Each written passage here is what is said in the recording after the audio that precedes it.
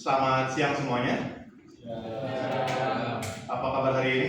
Baik. Oke, semoga kalian dalam keadaan baik-baik saja ya hari ini ya. Nah, di sini aku mau ngobrol sedikit nih sama kalian nih. Tapi pernah nggak sih kalian merasa sebenarnya kalian tuh bisa punya potensi gitu? Tapi kalian tuh stuck di situ-situ aja. Pernah nggak? Nah, kayak kalian tahu nih kalian punya potensi, tapi entah kenapa tetap di situ aja gitu loh. Nah, karena jujur, aku pernah di posisi itu, di posisi kalian. Dulu, aku pernah ikut lomba OSN, ekonomi teman-teman. Dan untungnya aku menang, tapi cuman 3 kota. Nah, waktu itu aku punya banyak alasan.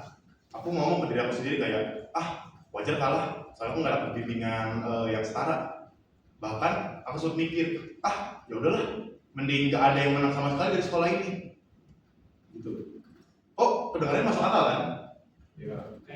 Tapi sekarang aku sadar, itu bukan alasan.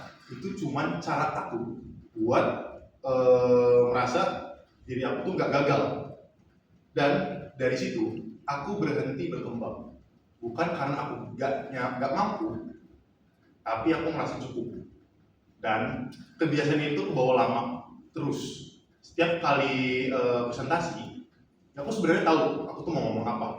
Tapi pas di depan kelas, di depan teman-teman aku, pikiran aku tuh menjadi kacau. Sehingga ketika aku berbicara di depan kelas, aku tuh nggak bisa ngomong sama sekali sampai sekarang tuh. Kalau sesi tanya jawab, aku udah dapat jawabannya, aku udah bisa mikir. Tapi aku nggak berani nanya. Bukan karena aku nggak punya pertanyaan ataupun jawaban, tapi karena aku takut pertanyaan aku dikiranya bodoh, takut dinilai oleh orang lain. Padahal itu mungkin kesempatan aku untuk berkembang. Aku juga sering banget overthinking, mikir terlalu jauh, terlalu lama, sampai aku nggak ngapa-ngapain. Contohnya, aku pernah berbulan-bulan nggak nge-gym, padahal dari dulu aku tuh selalu kayak prepare untuk nge-gym. Aku bahkan sampai cari-cari kayak perintilannya seperti whey protein, seperti kreatin gitu. Tapi hasilnya apa? Nihil. Aku nggak pernah mulai. Karena apa? Karena aku suka alasan seperti capek, malas, nggak kerja. Karena aku tuh selalu yang namanya perubahan. Sampai akhirnya keadaan maksa aku untuk mulai. Dan aku mulai dari hal kecil seperti dia. Dan situ aku sadar satu hal, perubahan itu nggak datang dari rencana, itu datang dari benar-benar bagaimana kita melakukan. Sejak saat itu, aku mulai pelan-pelan berubah. Aku belajar, nggak selalu malas-malasan, dengerin orang lain, dan ngerasa jadi lebih baik. Tapi jujur, sampai sekarang aku masih proses, masih sering melakukan kesalahan, masih milih yang nyaman daripada yang bikin ribet. Dan mungkin di sini juga aku ngerasa sama. Kita tahu apa yang kita lakukan, tapi kita nggak melakukannya. Kita tahu kita berkembang, tapi kita tetap aja dalam zona nyamannya. Dan pada akhirnya aku bilang aku belum siap. Padahal sebelumnya aku cuman belum berani. Teman-teman, zona nyaman itu nggak selalu. Tapi kalau kita terlalu lama di dalam zona nyaman itu,